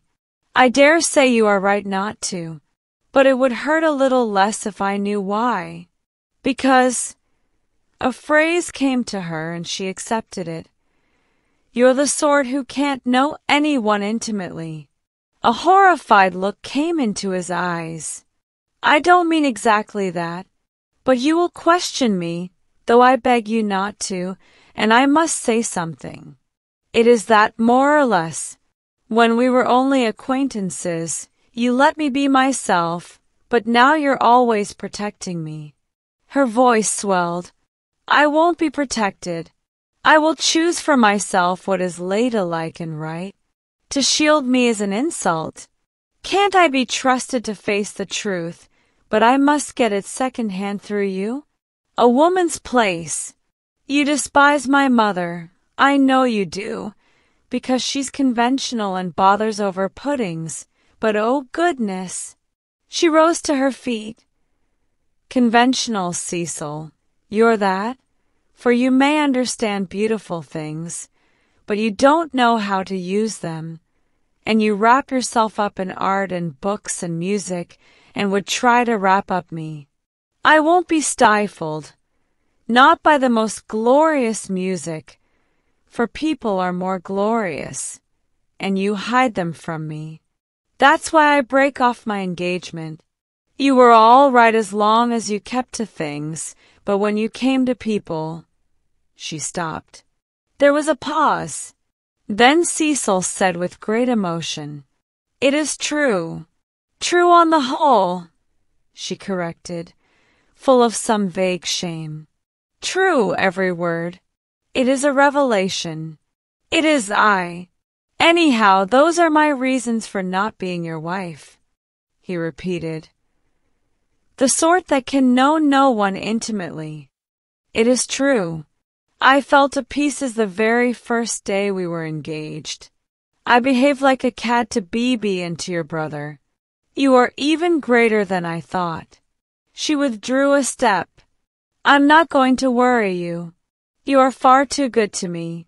I shall never forget your insight. And dear, I only blame you for this. You might have warned me in the early stages, before you felt you wouldn't marry me, and so have given me a chance to improve. I have never known you till this evening. I have just used you as a peg for my silly notions of what a woman should be. But this evening you are a different person, new thoughts, even a new voice." "What do you mean by a new voice?"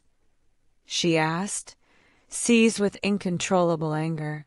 "I mean that a new person seems speaking through you," said he. Then she lost her balance. She cried, "If you think I am in love with someone else, you are very much mistaken. Of course I don't think that. You are not that kind, Lucy. Oh, yes, you do think it. It's your old idea, the idea that has kept Europe back. I mean the idea that women are always thinking of men. If a girl breaks off her engagement, everyone says, 'Oh, she had someone else in her mind. She hopes to get someone else.' It's disgusting, brutal. As if a girl can't break it off for the sake of freedom." He answered reverently, "I may have said that in the past. I shall never say it again. You have taught me better." She began to redden and pretended to examine the windows again. "Of course, there is no question of someone else in this, no jilting, or any such nauseous stupidity. I beg your pardon most humbly if my words suggested that there was. I only meant that there was a force in you that I hadn't known of up till now." "All right, Cecil, that will do. Don't apologize to me. It was my mistake. It is a question between ideals, yours and mine, pure abstract ideals, and yours are the nobler. I was bound up in the old vicious notions. And all the time you were splendid and new." His voice broke. "I must actually thank you for what you have done, for showing me what I really am. Solemnly, I thank you for showing me a true woman. Will you shake hands?" "Of course I will," said Lucy, twisting up her other hand in the curtains. "Good night, Cecil." "Goodbye." "That's all right. I'm sorry about it. Thank you very much for your gentleness. Let me light your candle, shall I?" They went into the hall. "Thank you. Good night again." "God bless you, Lucy." "Goodbye, Cecil." She watched him steal upstairs, while the shadows from 3 banisters passed over her face like the beat of wings. On the landing he paused strong in his renunciation, and gave her a look of memorable beauty. For all his culture, Cecil was an ascetic at heart, and nothing in his love became him like the leaving of it. She could never marry. In the tumult of her soul, that stood firm. Cecil believed in her. She must some day believe in herself. She must be one of the women whom she had praised so eloquently, who care for liberty and not for men. She must forget that George loved her, that George had been thinking through her and gained her this honorable release that George had gone away into, what was it? The darkness. She put out the lamp. It did not do to think, nor, for the matter of that, to feel. She gave up trying to understand herself, and joined the vast armies of the benighted, who follow neither the heart nor the brain, and march to their destiny by catchwords. The armies are full of pleasant and pious folk, but they have yielded to the only enemy that matters, the enemy within. They have sinned against passion and truth, and vain will be their strife after virtue. As the years pass, they are censured. Their pleasantry and their piety show cracks. Their wit becomes cynicism, their unselfishness hypocrisy. They feel and produce discomfort wherever they go. They have sinned against Eros and against Pallas Athene, and not by any heavenly intervention, but by the ordinary course of nature. Those allied deities will be avenged. Lucy entered this army when she pretended to George that she did not love him, and pretended to Cecil that she loved no one. The night received her, as it had received Miss Bartlett 30 years before. Chapter 18. Lying to Mr. Beebe, Mrs. Honeychurch, Freddie, and the servants. Windy Corner lay, not on the summit of the ridge, but a few hundred feet down the southern slope, at the springing of one of the great buttresses that supported the hill. On either side of it was a shallow ravine, filled with ferns and pine trees, and down the ravine on the left ran the highway into the Weald. Whenever Mr. Beebe crossed the ridge and caught sight of these noble dispositions of the earth, and, poised in the middle of them, Windy Corner, he laughed. The situation was so glorious, the house so commonplace, not to say impertinent. The late Mr. Honeychurch had affected the cube, because it gave him the most accommodation for his money, and the only addition made by his widow had been a small turret, shaped like a rhinoceros horn, where she could sit in wet weather and watch the carts going up and down the road. So impertinent, and yet the house did, for it was the home of people who loved their surroundings honestly. Other houses in the neighborhood had been built by expensive architects. Over others their inmates had fidgeted sedulously. Yet all these suggested the accidental, the temporary, while Windy Corner seemed as inevitable as an ugliness of nature's own creation. One might laugh at the house, but one never shuddered. Mr. Beebe was bicycling over this Monday afternoon with a piece of gossip. He had heard from the Miss Allens. These admirable ladies, since they could not go to Sissy Villa, had changed their plans. They were going to Greece instead. "Since Florence did my poor sister so much good," wrote Miss Catherine, "we do not see why we should not try Athens this winter. Of course, Athens is a plunge, and the doctor has ordered her special digestive bread, but after all we can take that with us, and it is only getting first into a steamer and then into a train. But is there an English church?" And the letter went on to say, "I do not expect we shall go any further than Athens, but if you knew of a really comfortable pension at Constantinople, we should be so grateful." Lucy would enjoy this letter, and the smile with which Mr. Beebe greeted Windy Corner was partly for her. She would see the fun of it, and some of its beauty, for she must see some beauty. Though she was hopeless about pictures, and though she dressed so unevenly. Oh, that cerise frock yesterday at church. She must see some beauty in life, or she could not play the piano as she did. He had a theory that musicians are incredibly complex, and know far less than other artists what they want and what they are, that they puzzle themselves as well as their friends, that their psychology is a modern development, and has not yet been understood. This theory, had he known it, had possibly just been illustrated by facts. Ignorant of the events of yesterday, he was only riding over to get some tea, to see his niece, and to observe whether Miss Honeychurch saw anything beautiful in the desire of two old ladies to visit Athens. A carriage was drawn up outside Windy Corner, and just as he caught sight of the house it started, bowled up the drive, and stopped abruptly when it reached the main road. Therefore it must be the horse, who always expected people to walk up the hill in case they tired him. The door opened obediently, and two men emerged whom Mr. Beebe recognized as Cecil and Freddie. They were an odd couple to go driving, but he saw a trunk beside the coachman's legs. Cecil, who wore a bowler, must be going away, while Freddie, a cap, was seeing him to the station.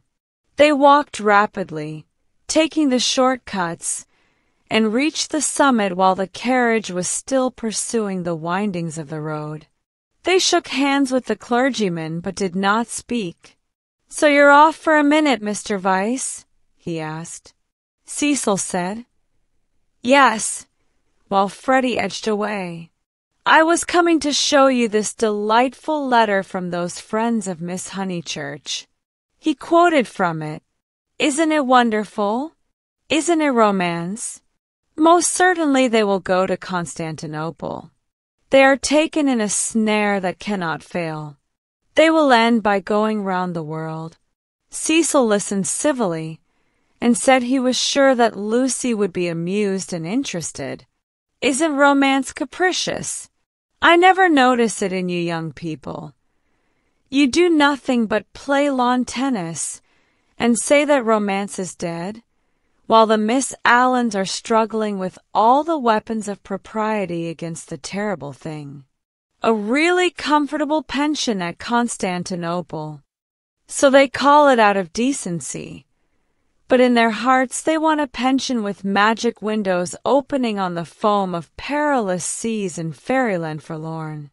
No ordinary view will content the Miss Allens. They want the pension Keats. "I'm awfully sorry to interrupt, Mr. Beebe," said Freddie, "but have you any matches?" "I have," said Cecil, and it did not escape Mr. Beebe's notice that he spoke to the boy more kindly. "You have never met these Miss Allens, have you, Mr. Vyse?" "Never."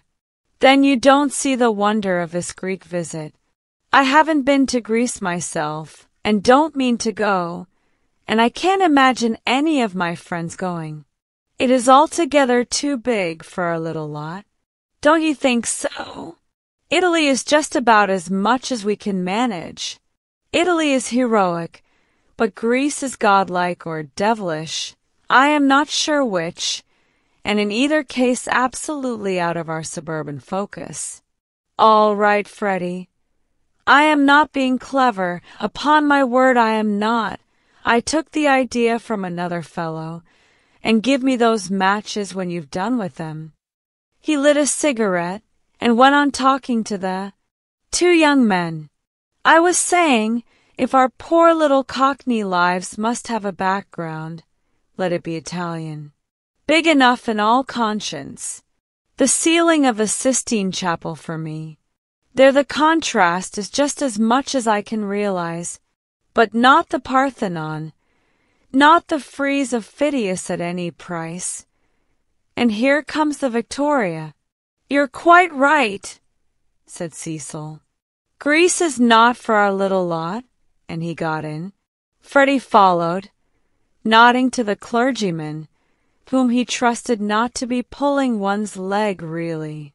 And before they had gone a dozen yards he jumped out, and came running back for Vyse's matchbox, which had not been returned.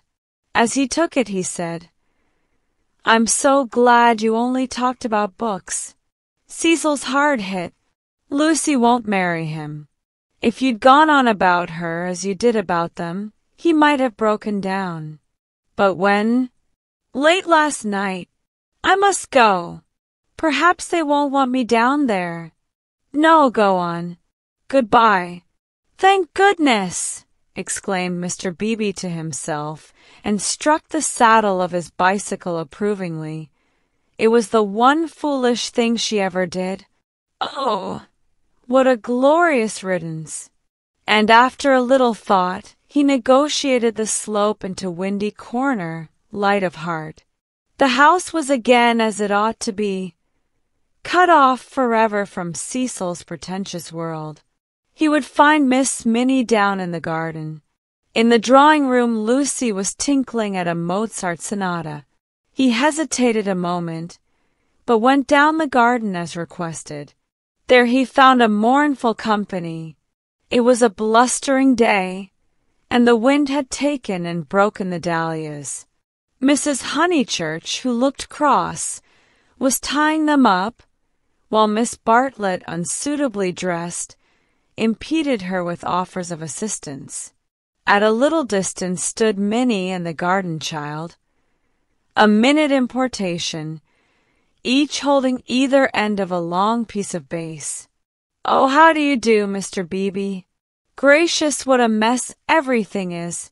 Look at my scarlet pom-poms, and the wind blowing your skirts about, and the ground so hard that not a prop will stick in, and then the carriage having to go out, when I had counted on having Powell, who, give everyone their due, does tie up dahlias properly. Evidently Mrs. Honeychurch was shattered. How do you do? Said Miss Bartlett, with a meaning glance, as though conveying that more than dahlias had been broken off by the autumn gales. Here, Lenny the bass, cried Mrs. Honeychurch. The garden child, who did not know what bass was, stood rooted to the path with horror. Minnie slipped to her uncle and whispered that everyone was very disagreeable today, and that it was not her fault if dahlia strings would tear long ways instead of across. Come for a walk with me, he told her. You have worried them as much as they can stand. Mrs. Honeychurch, I only called in aimlessly. I shall take her up to tea at the Beehive Tavern if I may. Oh, must you? Yes, dude. Not the scissors, thank you, Charlotte. When both my hands are full already, I'm perfectly certain that the orange cactus will go before I can get to it. Mr. Beebe, who was an adept at relieving situations, invited Miss Bartlett to accompany them to this mild festivity. Yes, Charlotte, I don't want you to go. There's nothing to stop about for, either in the house or out of it. Miss Bartlett said that her duty lay in the dahlia bed, but when she had exasperated everyone, except Minnie by a refusal, she turned round and exasperated Minnie by an acceptance. As they walked up the garden, the orange cactus fell, and Mr. Beebe's last vision was of the garden child clasping it like a lover, his dark head buried in a wealth of blossom. It is terrible, this havoc among the flowers, he remarked. It is always terrible when the promise of months is destroyed in a moment, enunciated Miss Bartlett. Perhaps we ought to send Miss Honeychurch down to her mother. Or will she come with us? I think we had better leave Lucy to herself and to her own pursuits. They're angry with Miss Honeychurch because she was late for breakfast, whispered Minnie, and Floyd has gone, and Mr. Vyse has gone, and Freddie won't play with me. In fact, Uncle Arthur, the house is not at all what it was yesterday. Don't be a prig, said her Uncle Arthur. Go and put on your boots. He stepped into the drawing-room, where Lucy was still attentively pursuing the sonatas of Mozart. She stopped when he entered. How do you do? Miss Bartlett and Minnie are coming with me to tea at the Beehive. Would you come too? I don't think I will, thank you. No, I didn't suppose you would care to much. Lucy turned to the piano and struck a few chords. How delicate those sonatas are, said Mr. Beebe, though at the bottom of his heart he thought them silly little things. Lucy passed into Schumann. Miss Honeychurch? Yes. I met them on the hill. Your brother told me. Oh, he did. She sounded annoyed. Mr. Beebe felt hurt, for he had thought that she would like him to be told. I needn't say that it will go no further. Mother, Charlotte, Cecil, Freddie, you, said Lucy, playing a note for each person who knew, and then playing a sixth note. If you'll let me say so, I am very glad, and I am certain that you have done the right thing. So I hoped other people would think, but they don't seem to. I could see that Miss Bartlett thought it unwise. So does Mother. Mother minds dreadfully. I am very sorry for that, said Mr. Beebe with feeling. Mrs. Honeychurch, who hated all changes, did mind, but not nearly as much as her daughter pretended, and only for the minute. It was really a ruse of Lucy's to justify her despondency, a ruse of which she was not herself conscious, for she was marching in the armies of darkness. And Freddie minds. Still, Freddie never hit it off with Vice much, did he? I gathered that he disliked the engagement and felt it might separate him from you. Boys are so odd. Minnie could be heard arguing with Miss Bartlett through the floor. Tea at the Beehive apparently involved a complete change of apparel. Mr. Beebe saw that Lucy, very properly, did not wish to discuss her action. So after a sincere expression of sympathy, he said, I have had an absurd letter from Miss Allen. That was really what brought me over. I thought it might amuse you all. How delightful, said Lucy in a dull voice. For the sake of something to do, he began to read her the letter. After a few words her eyes grew alert, and soon she interrupted him with going abroad. When do they start? Next week, I gather. Did Freddie say whether he was driving straight back? No, he didn't, because I do hope he won't go gossiping.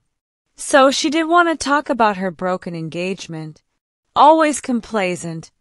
He put the letter away, but she at once exclaimed in a high voice, Oh, do tell me more about the Miss Allens. How perfectly splendid of them to go abroad. I want them to start from Venice and go in a cargo steamer down the Illyrian coast.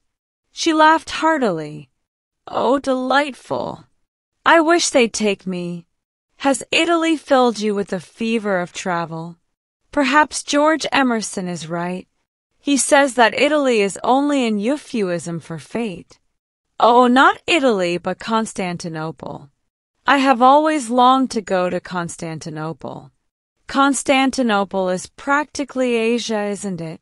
Mr. Beebe reminded her that Constantinople was still unlikely, and that the Miss Allens only aimed at Athens.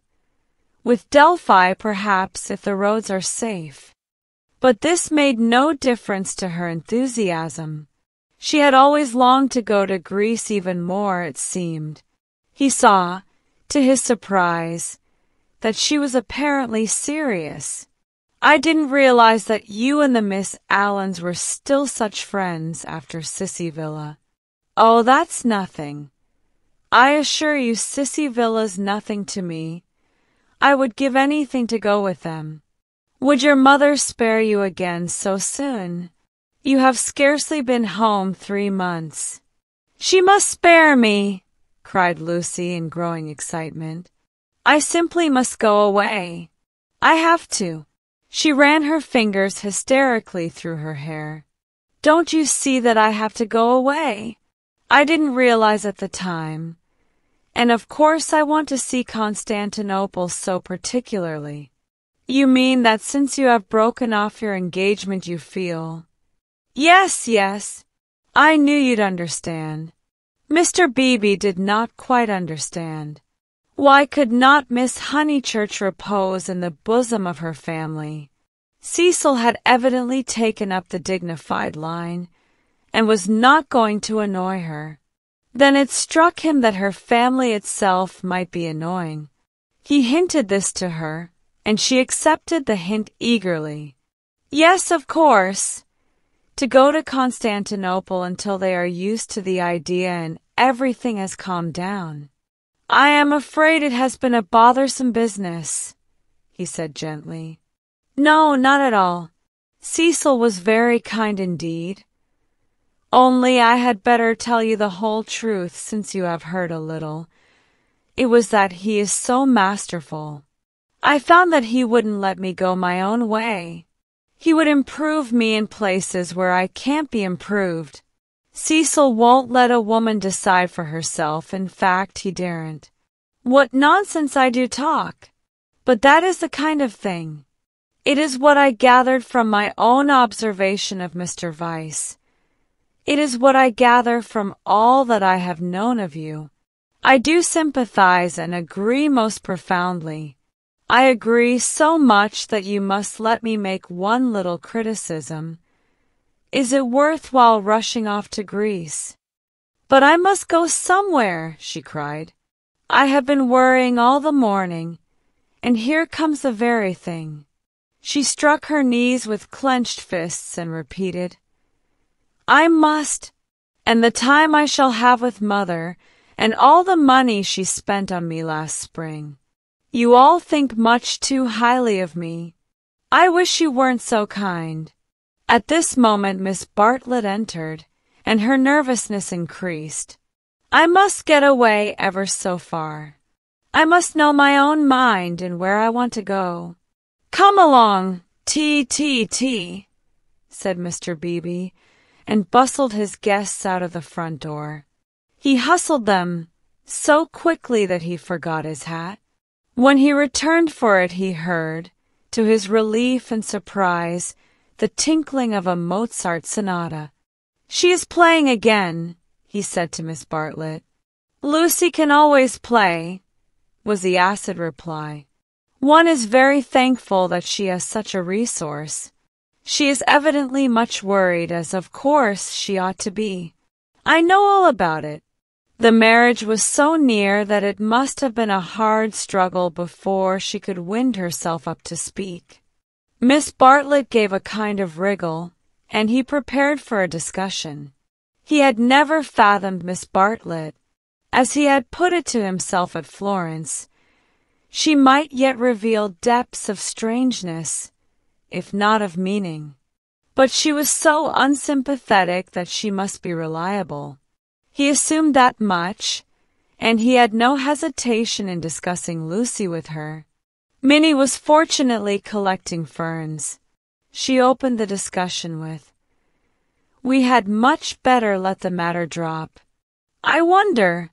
It is of the highest importance that there should be no gossip in Summer Street. It would be death to gossip about Mr. Vyse's dismissal at the present moment. Mr. Beebe raised his eyebrows. Death is a strong word, surely too strong. There was no question of tragedy, he said. Of course, Miss Honeychurch will make the fact public in her own way, and when she chooses. Freddie only told me because he knew she would not mind. I know, said Miss Bartlett civilly. Yet Freddie ought not to have told even you. One cannot be too careful. Quite so. I do implore absolute secrecy. A chance word to a chattering friend and... Exactly. He was used to these nervous old maids and to the exaggerated importance that they attach to words. A rector lives in a web of petty secrets and confidences and warnings, and the wiser he is, the less he will regard them. He will change the subject, as did Mr. Beebe, saying cheerfully, Have you heard from any Bertolini people lately? I believe you keep up with Miss Lavish. It is odd how we of that pension, who seemed such a fortuitous collection, have been working into one another's lives. 2, 3, 4, 6 of us, no 8. I had forgotten the Emersons have kept more or less in touch. We must really give the Signora a testimonial. And, Miss Bartlett not favoring the scheme, they walked up the hill in a silence which was only broken by the rector naming some fern. On the summit they paused. The sky had grown wilder since he stood there last hour, giving to the land a tragic greatness that is rare in Surrey. Grey clouds were charging across tissues of white, which stretched and shredded and tore slowly, until through their final layers there gleamed a hint of the disappearing blue. Summer was retreating. The wind roared, the trees groaned, yet the noise seemed insufficient for those vast operations in heaven. The weather was breaking up, broken, and it is a sense of the fit rather than of the supernatural that equips such crises with the salvos of angelic artillery. Mr. Beebe's eyes rested on Windy Corner, where Lucy sat practicing Mozart. No smile came to his lips, and, changing the subject again, he said, "We shan't have rain, but we shall have darkness, so let us hurry on." The darkness last night was appalling. They reached the Beehive Tavern at about 5 o'clock. That amiable hostelry possesses a veranda, in which the young and the unwise do dearly love to sit, while guests of more mature years seek a pleasant sanded room, and have tea at a table comfortably. Mr. Beebe saw that Miss Bartlett would be cold if she sat out, and that Minnie would be dull if she sat in, so he proposed a division of forces. They would hand the child her food through the window. Thus he was incidentally enabled to discuss the fortunes of Lucy. "I have been thinking, Miss Bartlett," he said, "and unless you very much object, I would like to reopen that discussion." She bowed. "Nothing about the past. I know little and care less about that. I am absolutely certain that it is to your cousin's credit. She has acted loftily and rightly, and it is like her gentle modesty to say that we think too highly of her. But the future— seriously, what do you think of this Greek plan?" He pulled out the letter again. "I don't know whether you overheard, but she wants to join the Miss Allens in their mad career. It's all I can't explain, it's wrong." Miss Bartlett read the letter in silence, laid it down, seemed to hesitate, and then read it again. "I can't see the point of it myself." To his astonishment, she replied, "There I cannot agree with you. In it I spy Lucy's salvation." "Really? Now why?" "She wanted to leave Windy Corner." "I know, but it seems so odd, so unlike her, so I was going to say selfish. It is natural, surely, after such painful scenes, that she should desire a change." Here, apparently, was one of those points that the male intellect misses. Mr. Beebe exclaimed, "So she says herself, and since another lady agrees with her, I must own that I am partially convinced. Perhaps she must have a change. I have no sisters and I don't understand these things. But why need she go as far as Greece?" "You may well ask that," replied Miss Bartlett, who was evidently interested, and had almost dropped her evasive manner. "Why Greece? What is it, Minnie dear, jam? Why not Tunbridge Wells?" "Oh, Mr. Beebe, I had a long and most unsatisfactory interview with dear Lucy this morning. I cannot help her. I will say no more. Perhaps I have already said too much. I am not to talk. I wanted her to spend 6 months with me at Tunbridge Wells, and she refused." Mr. Beebe poked at a crumb with his knife. "But my feelings are of no importance. I know too well that I get on Lucy's nerves. Our tour was a failure. She wanted to leave Florence, and when we got to Rome she did not want to be in Rome, and all the time I felt that I was spending her mother's money. "Let us keep to the future, though," interrupted Mr. Beebe. "I want your advice." "Very well," said Charlotte, with a choky abruptness that was new to him, though familiar to Lucy. "I for one will help her to go to Greece. Will you?" Mr. Beebe considered.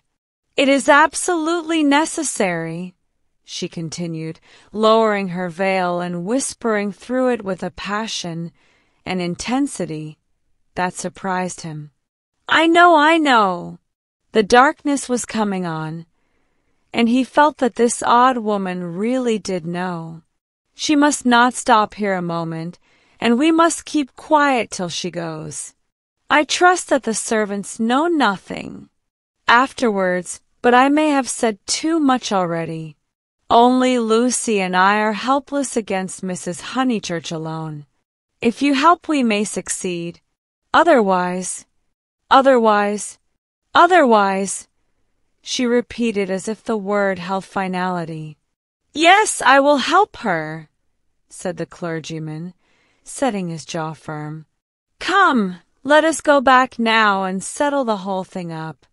Miss Bartlett burst into florid gratitude. The tavern sign, a beehive trimmed evenly with bees, creaked in the wind outside as she thanked him.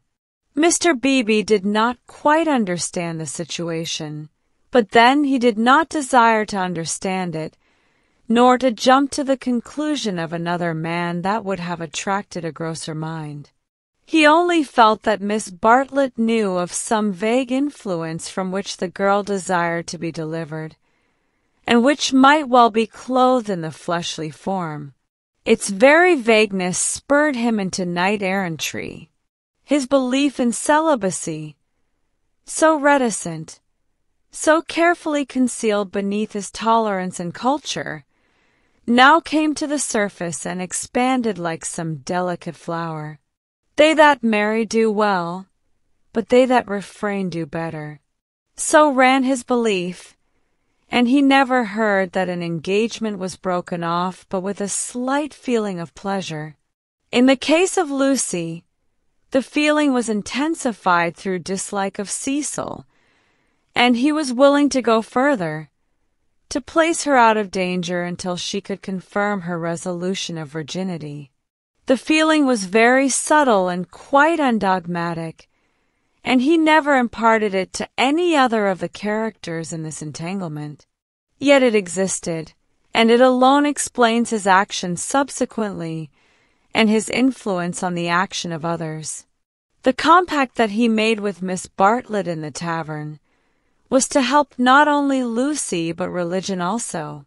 They hurried home through a world of black and gray. He conversed on indifferent topics: the Emersons' need of a housekeeper, servants, Italian servants, novels about Italy, novels with a purpose. Could literature influence life? Windy Corner glimmered. In the garden, Mrs. Honeychurch, now helped by Freddie, still wrestled with the lives of her flowers. It gets too dark, she said hopelessly. This comes of putting off.